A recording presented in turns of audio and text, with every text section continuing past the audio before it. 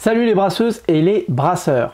Alors aujourd'hui, je vous fais une courte vidéo pour vous présenter un outil, ou plutôt un ensemble d'outils pour le brassage. Donc c'est un site web que j'ai mis en place et qui va regrouper tout un ensemble de calculatrices. Alors ces outils, on peut les retrouver sur web, sur différents sites, par exemple Univers Bière ou même les sites de vente de matériel de brassage. Moi, je me suis inspiré des calculatrices que l'on va retrouver notamment sur le wiki de brassage amateur. Donc voilà, rien d'exceptionnel, mais l'idée là, c'est de réunir tout dans un seul site web, puisque c'est un peu compliqué quand même à chaque fois de devoir aller sur un site ou sur un autre et pas savoir où retrouver les outils de brassage. Donc ce site il est disponible sur l'URL tools.bieristo.com. Alors c'est une URL qui va peut-être être amenée à changer à l'avenir, donc je vous invite plutôt à regarder dans la description de la vidéo, puisque je la mettrai à jour si je venais à la changer. Bieristo, ça peut paraître être un nom étrange.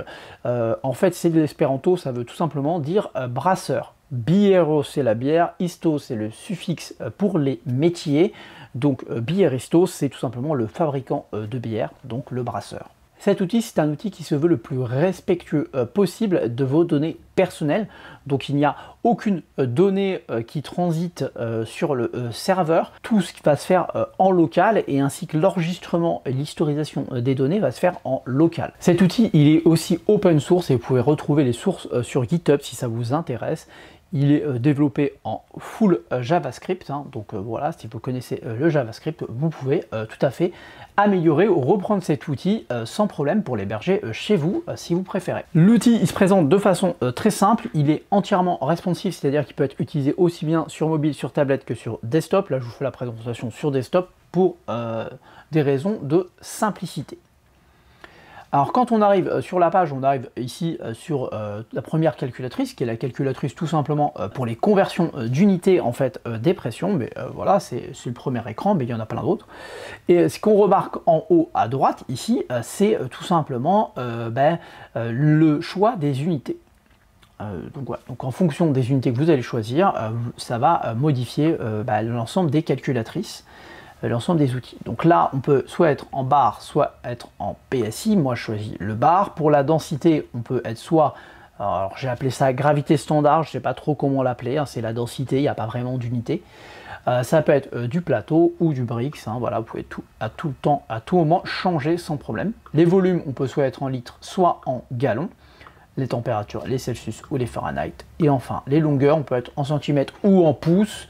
Voilà, bon, je suppose que peu de gens utilisent le pouce. Autant le gallon, on peut le comprendre parce qu'il y a des recettes en gallons, mais les pouces, voilà, ça va être juste utilisé pour le calcul des volumes. Donc l'outil s'utilise de façon très simple. Donc là, on est dans le premier écran.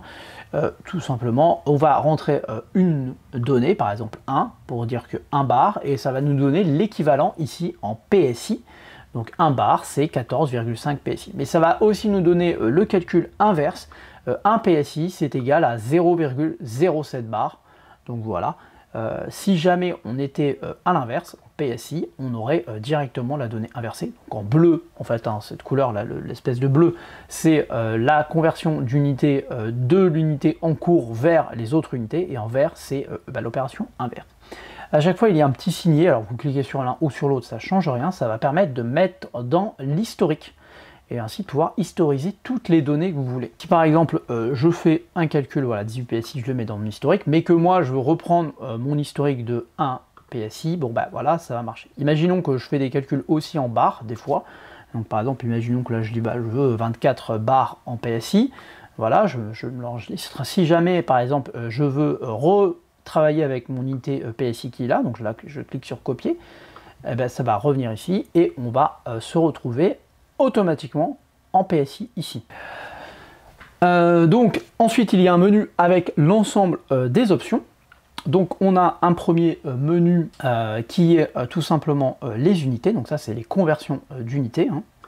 Conversion d'unités dans lequel il y a la pression, donc ça c'est l'écran dans lequel on était. On a aussi les volumes, donc là les volumes ça va me permettre de dire voilà 19 gallons c'est égal à 5, enfin 19 litres c'est égal à 5,2 gallons ou l'inverse, donc ça peut être, voilà, c'est typiquement utile. Quand vous avez une recette, vous avez, ils vous disent voilà, il faut 4 gallons d'eau, ah, vous dites ah oui, bah 4 gallons c'est 15 litres, vous l'avez automatiquement ici. Puis après vous avez les températures, donc pareil, donc si par exemple vous avez des unités en Fahrenheit, par exemple, imaginons qu'ils vous disent voilà, là il y a on va mettre 105 degrés Fahrenheit, vous savez que ça fait 40 degrés Celsius. Enfin, on a la même chose pour les densités. Donc les densités, c'est plus compliqué parce qu'il y a plus d'unités, mais imaginons que moi je vous dis 1.0, enfin 1.04. Donc voilà, donc attention, les unités, il faut les mettre avec des virgules quand on parle de densité standard. Et moi je veux savoir, donc là ça va me transformer en plateau, en bricks, ou l'opération inverse, des plateaux vers l'unité standard, ou des bricks vers l'unité standard. Ce que ça fait pas sur cet écran, c'est du plateau vers le bricks ou inversement. Vous le voulez, il faut tout simplement par exemple passer au plateau, et là vous aurez tout simplement, en passant en densité plateau, vous aurez plateau vers bricks et bricks vers plateau. C'est tout pour les écrans d'unité. Ensuite vous avez le volume. Le volume, ça permet tout simplement de calculer le volume d'une marmite. Donc imaginons que vous avez une marmite qui a 10 cm de faux fond, qui a un diamètre de 40 cm, et après vous mesurez soit la hauteur de la marmite, soit la hauteur du mou au-dessus du faux fond, et ça va vous donner, donc là pour chaque, voilà, le volume de votre faux fond, le volume de votre marmite et le volume total. Voilà.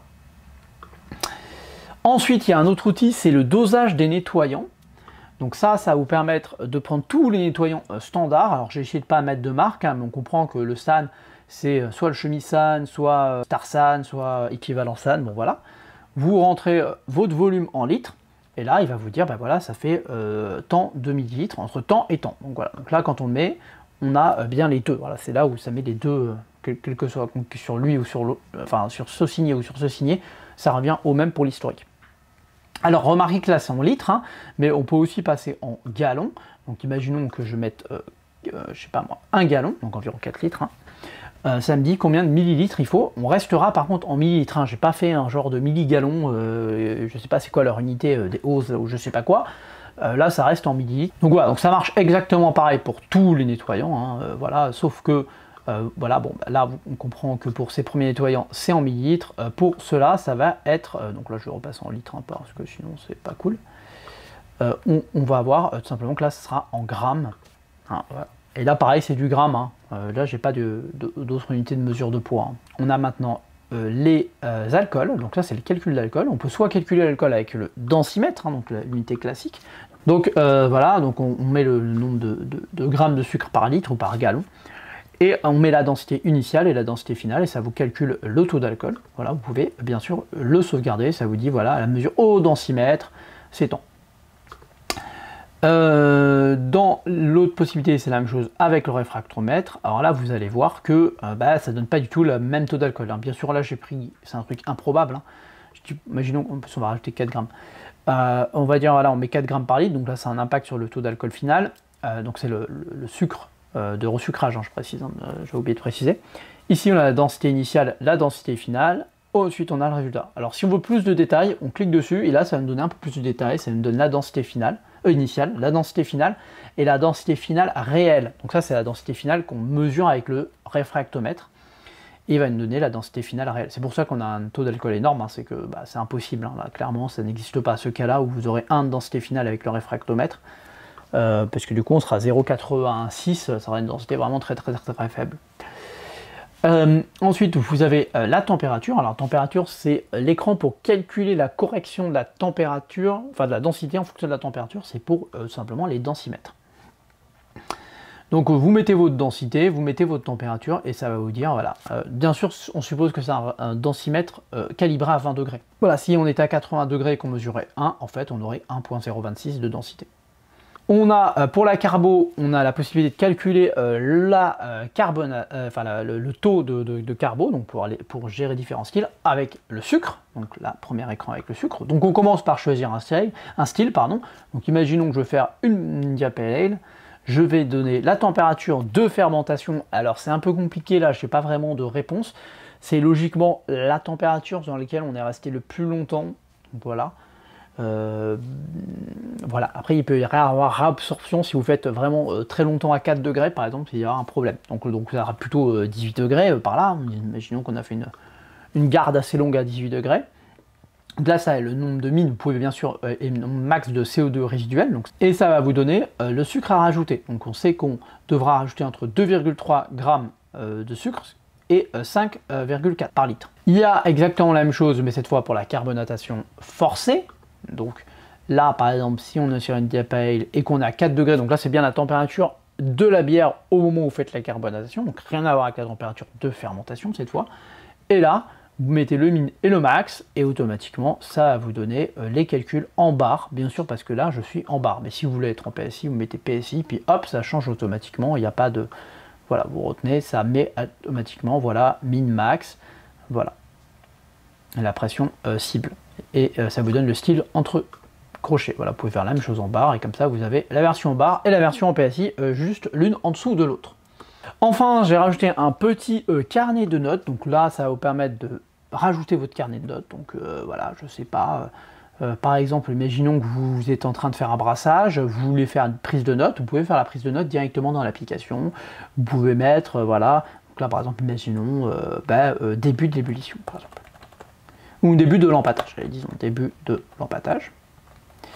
Et là vous mettez ajouter, et automatiquement ça vous donne l'heure à laquelle ça a été ajouté et le début de l'empâtage. Je suis pas sûr pour l'orthographe d'empâtage, mais c'est pas très important. Et admettons que là c'est la fin de l'empâtage. Hop, on peut le noter, vous ajoutez votre note. On peut aussi dire, bah attendez, là j'ai pris une densité, à, je sais pas, 1.06, disons, allez hop, densité, et voilà. Et comme ça après vous avez toutes les notes là, donc dans l'ordre inverse chronologique, hein, la première c'est la dernière. Vous pouvez télécharger les notes. Donc là, automatiquement, ça va vous télécharger les notes sous un format texte. Vous pouvez aussi copier-coller les notes. Hein, donc voilà, ça va le copier dans votre presse-papier. Et donc ça, vous pouvez la recopier où vous voulez. Vous voyez, ça donne ce format-là. Voilà, tout simplement. Donc le même format que cette fois dans l'ordre chronologique. Ensuite, vous avez la possibilité de sauvegarder. Alors ça, je vais vous expliquer un peu parce que c'est un petit peu compliqué peut-être à comprendre. C'est une application qui fonctionne uniquement en local. Même si elle est hébergée sur un site internet, elle fonctionne uniquement sur votre navigateur. D'ailleurs, il vous faudra un navigateur assez récent. Hein. C'est un vieux Internet Explorer, ne cherchez pas, ça ne marchera pas du tout.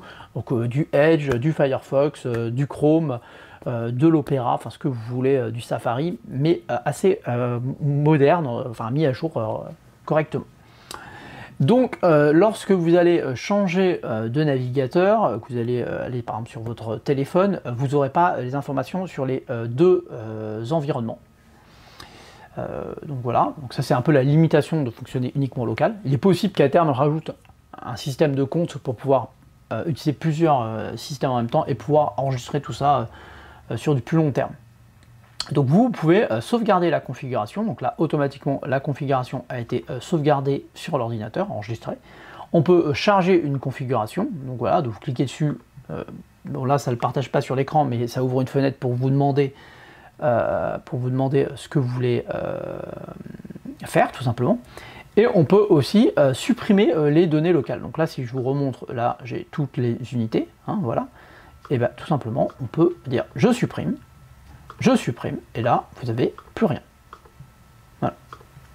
Bon, on peut aussi charger, puisque moi j'ai créé ma sauvegarde. Hop, je charge, ça y est, c'est chargé, il n'y a pas de message, il n'y a rien. Hop, j'ai retrouvé toutes mes données que j'avais sauvegardées dans un fichier. Ben voilà, c'est tout pour aujourd'hui pour cette petite vidéo. Ben, je vous invite à tester directement l'outil, hein, comme vous le souhaitez.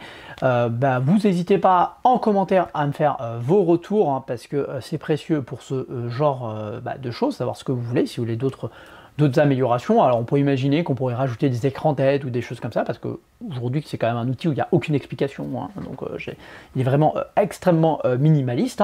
Hein. Donc dans les commentaires, enfin dans la description, vous avez l'URL, mais vous avez aussi l'URL du projet si jamais vous voulez le récupérer. Comme toujours, je vous invite à cliquer sur la petite cloche pour ne pas louper mes futures vidéos. Je vous invite à mettre un petit pouce bleu parce que ça fait toujours plaisir. Puis je vous souhaite à tous de très bons brassages et je vous dis à très bientôt.